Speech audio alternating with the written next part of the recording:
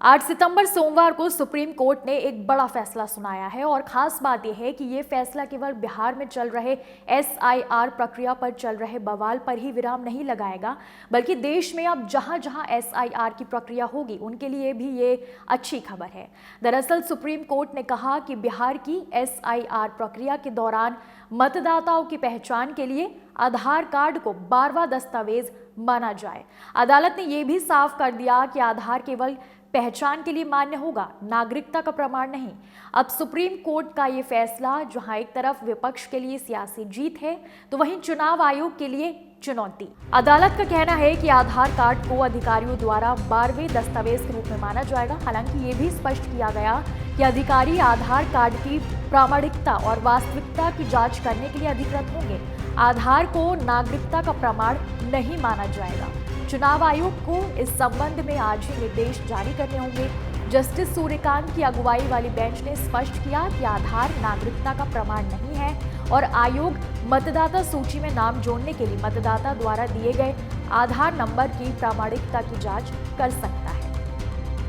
इसके अलावा बेंच ने कहा कि कोई नहीं चाहता कि अवैध प्रवासियों के नाम मतदाता सूची में आए, इसलिए ये साफ होना चाहिए कि केवल असली नागरिकों को ही वोट डालने की अनुमति होगी और जो लोग फर्जी दस्तावेजों के आधार पर असली नागरिक होने का दावा करेंगे उन्हें सूची से बाहर रखा जाएगा।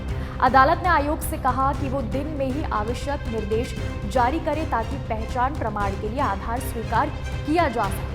साथ ही अदालत ने चुनाव अधिकारियों को मतदाताओं का आधार कार्ड न मानने पर जारी किए गए कारण बताओ नोटिस पर भी चुनाव आयोग से स्पष्टीकरण मांगा है। इसी बीच सोशल एक्टिविस्ट योगेंद्र यादव ने इस पूरे मामले पर अपने ट्विटर अकाउंट पर एक वीडियो शेयर किया है और कहा कि आखिरकार 2 महीने की कानूनी लड़ाई के बाद सुप्रीम कोर्ट ने वोटबंदी की साजिश एसआईआर पर विराम लगाया।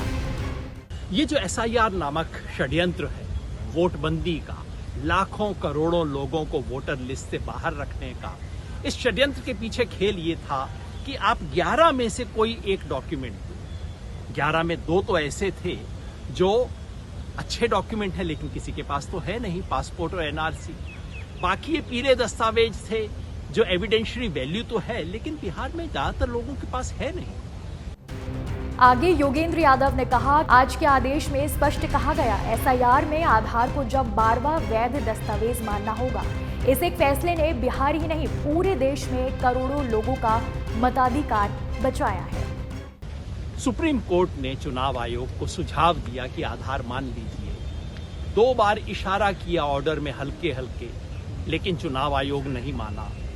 और जो लोग आधार स्वीकार कर रहे थे बीएलओ, उनको शो कॉज नोटिस दिया चुनाव आयोग ने। आज जब ये सारी बातें सुप्रीम कोर्ट के संज्ञान में आई तो कोर्ट ने स्पष्ट रूप से आदेश दिया है कि अब इशारे से काम नहीं चलेगा।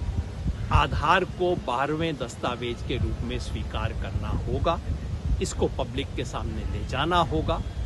इस एक आदेश से बिहार में लाखों ऐसे लोग हैं जिनके पास इन 11 में से कोई डॉक्यूमेंट नहीं है लेकिन आधार है, उन लोगों का वोटिंग राइट बचा है। सिर्फ बिहार के लिए नहीं, क्योंकि एसआईआर पूरे देश में लागू होगा, इसलिए देश में करोड़ों लोगों के वोटिंग राइट को, मताधिकार को बचाया है चुनाव आयोग ने।